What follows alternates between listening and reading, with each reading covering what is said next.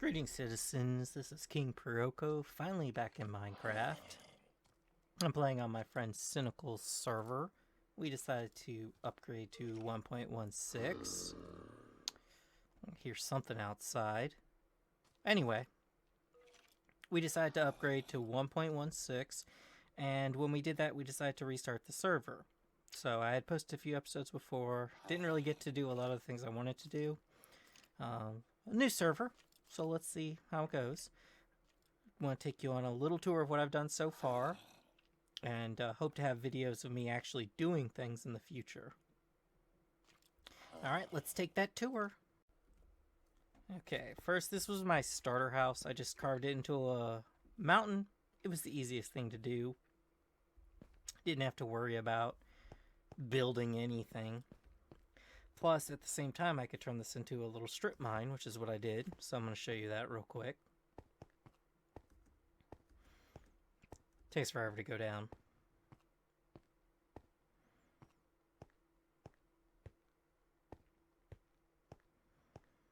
And here we are, massive strip mine. There were several caves. I had an ocean ravine in that direction over there. You know, fun. Let's see what else. Yeah, there was some mines. And I was lucky enough to find myself both a skeleton spawner and zombie spawner, which I will put to use later.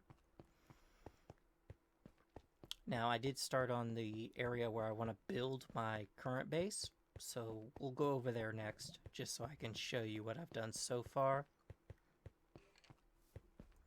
Just gotta watch out for the skeleton that's still out here.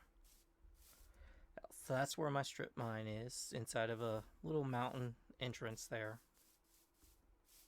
I decided to build my main base inside of the jungle biome, which was right nearby. Now this little area is great. Over that direction, I believe, there is, and that direction, I think there's warm oceans. If I go further south this way, there's a mycelium island, a mushroom island. I'm going to grab those arrows. I know there's also some ice frozen oceans nearby. I don't recall where everything is, but I got a jungle biome here. There is a savanna nearby and a desert. So there's just a nice variety, and some of the rare islands. Looks like we had a creeper explosion here. I got some seeds. Let me just...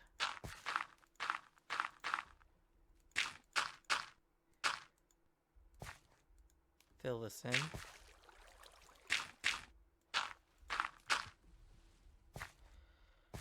That looks better.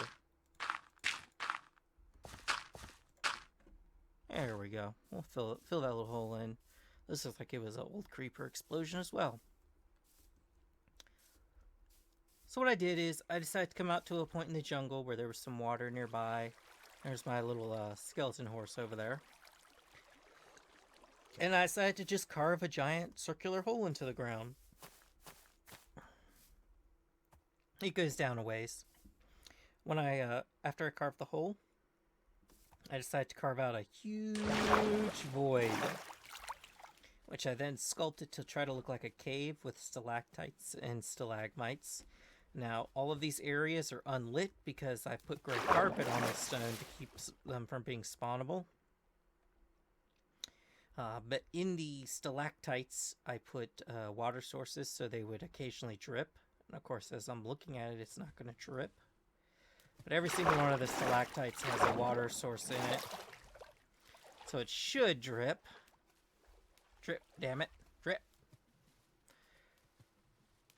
Whatever. The hole in the opening is not centered in this cavern. I put it to one side. And there's where I made it look like the ceiling had fallen in. And then I had to flood the whole area, which was a pain in the ass. Took probably a couple hours. But on this side of the cavern, I decided to put a little cut crevice into the side. And if you follow that through, I can use a boat, but I don't feel like it. I have a little dock.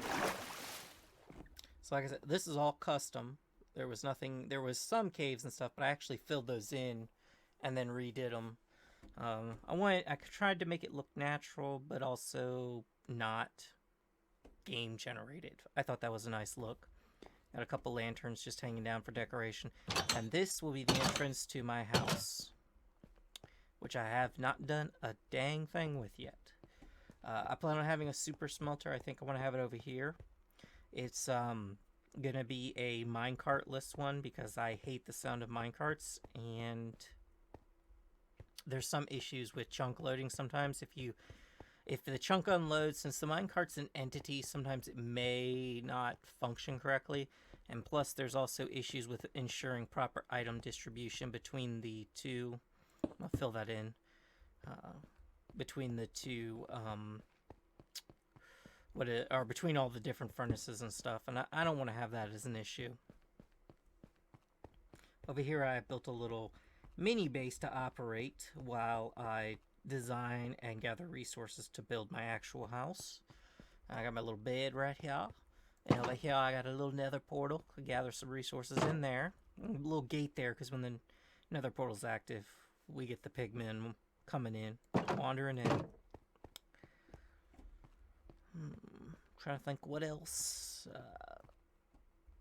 Oh yeah, for the super smelter, since I'm going minecartless, I'm going to go with a hopper design, which is going to be based on an Ilmango hopper distribution system I had seen in a video of his. I think it's about a year-old video. I'm not really sure. I had to make some modifications so that it would work the way I wanted. But it is going to be hopper intensive. Now, the good thing for me is I have over a stack of iron, and I could go down to my strip. I'd easily find, another couple stacks. I'm going to need over 100 hoppers to build this the way I want to build it. It's only going to be an 8 furnace array, but I will make that sacrifice in iron for it to be quiet other than the sound of the furnaces burning. Now, I will have water transport systems and stuff to ensure that it has a good aesthetic look from the outside. You don't have to climb up to put stuff in a chest somewhere or something else. All the chests are going to be lined up the way I want them to be. Probably going to have them flush, I think, with this wall right here. Or maybe a couple spaces back. Maybe right here. Yeah, that's probably good. So I'm going to have to dig out a little bit more this way. It's not actually that deep of a design. I tried to make it more vertical, so I'm going to have to dig up some to get it to fit. But that'll probably be the next episode where I start building that. I'm going to have to gather some more resources in between now and then. I've already got some nether resources I want to use for decorative purposes. And I've already got plenty of furnaces, but it's only going to be an 8 furnace array. It'll be pretty quick, though. I've already tested it a few times. The item distribution for both fuel and material is 100% perfect, which is great, using the Ilmango hopper system modification I did. The basis of his design allows one item to go into each hopper on a top level that locks, and then once that end hopper has an item in it, it releases to the second level, and those go into the furnace. So, pretty simple. I'll see how it is when I build it, though. I think that's about it for now. I know I'm going to have my bedroom on the second floor here. Not sure if I want a brewing area yet or what. There's a few other things I want to build. My farms are going to go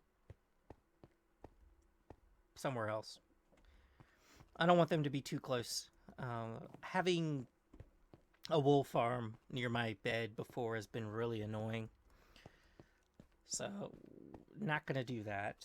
Any sort of mob farm I needs to be a certain distance away anyway to allow mobs to spawn. So that's not going to be right here in the house. But I have plenty of area around here. I'm the only one who's built in this particular jungle. I don't think I have an issue. But yeah, next episode, hope to be working on that super smelter. But figured I'd give you a quick tour first. Welcome to the 116 world. Hope you will stick around for the journey.